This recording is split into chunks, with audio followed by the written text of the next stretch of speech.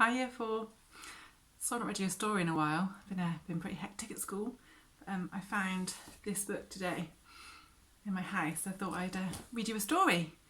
Got Jade to help me out, and Elsa is there too. Both. It's the wrong way round. Me on the floor, them on the sofa.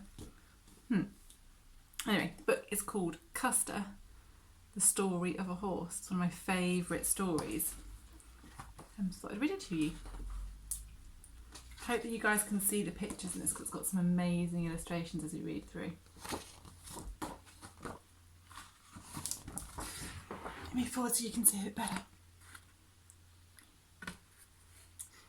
Deep in the heart of the countryside, on a farm tucked away in the trees, there lived a young colt, a young male horse, the son of Cotton Lord, the most magnificent stallion in the country.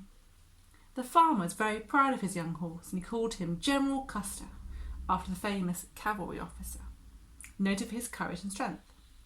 But this particular Custer had no great ambition. He preferred to take life easy and spend his time roaming with cattle, doing all the things that cows do. You listening, Jade?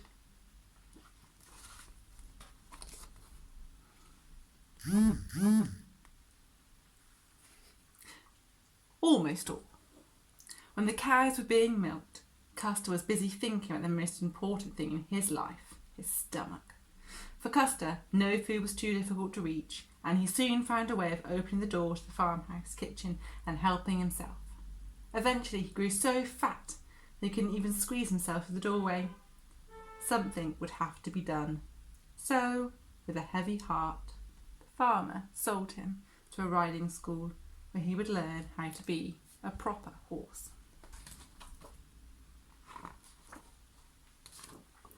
It's an amazing picture. But Custer learned very little. His new companions were not at all friendly. Even the small ponies bared their teeth and lashed out at him with their hooves, and he ran away, whinnying for his friends, the cows. After all, he thought he was a cow, and he had been very happy being a cow. He didn't want to be a horse at all. Oh, look at him, just sad and dejected. During the cold winter, Custer walked alone. He wandered about, scuffing his hooves, his head hanging low and far away, and a faraway look in his big, sad eyes. His coat grew dull. It was nothing like the rich chestnut of his father's. It was pale and shaggy, and his mane stuck up on end. Worst of all, he'd been given a new name, Cowardy Custard. The school did nothing to lift his spirits. He felt abandoned and forgotten. Oh, poor boy. But at last, someone from the nearby village took pity on him, and in the spring he was moved to a new home by the sea. He had a stable of his own and lots of good food which he learned to share with his new family of animals. But Custer didn't really belong.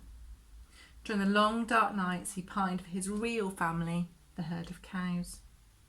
Love this picture.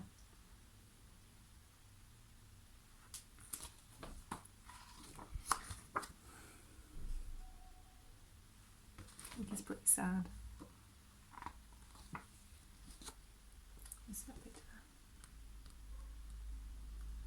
It's my favourite picture in the whole book, that one. One misty morning, Custer stepped up his stable to find he was not alone. In the far corner of his field stood a strange and beautiful creature. A wild grey mare was hiding in the hedgerow. Her name was Minto, and she had been captured from her home in the depths of the forest and sold at market. She was safe now. Her life had been spared, but still terrified by her ordeal, she stood there shaking and trembling with fear. Custer kept his distance, careful not to frighten her.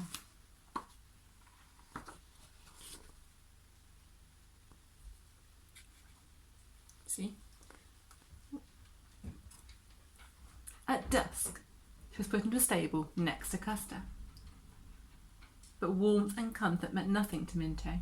She was a wild horse used to sleeping out in the open. Throughout the night she kept Custer awake with her frantic pacing of her hooves as she tried to break out. Custer became restless and anxious. Somehow he understood that she was a creature needed to run free. Unlatching the stable door with his teeth, he released her from the night.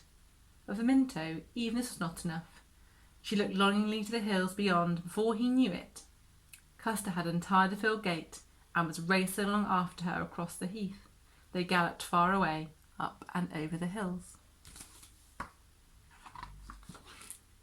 Wow, this amazing colour in this picture. You can see his Custer and Minto there. Dawn came and the two horses are still running.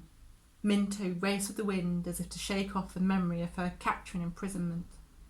But as she reached the cliff tops, she stopped. She looked across out to the sea. Here was more wildness than she had ever known, even in the forest.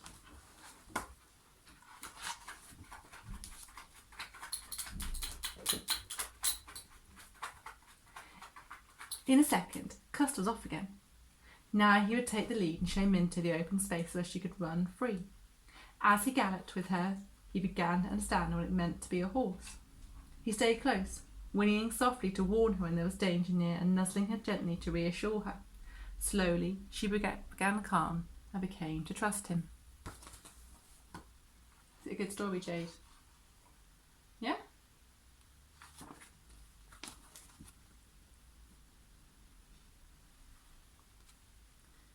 As the day grew in, Custer set off down the beach for home, knowing that she would follow. The villagers had been searching all day for the two horses, and they were joyfully welcomed on their return. Everyone noticed the difference in Custer. He walked with a spring in his step, his head and his tail held high. After all, he had a new responsibility. It was to be a new life for Minto, and he must help her to adapt. But no one could hope to tame Minto's spirit. She even taught Custer the ways of the wild horse, how to gallop the wind and buck like a bronco.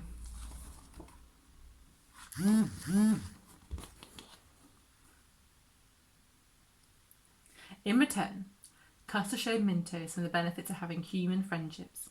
In time, she lost her fear and began to settle into a new home and a new life with Custer. By the end of the summer, the two horses were inseparable. That means they can't be parted. No one could part them now. There we go. You can see how amazing the drawing is in these pictures.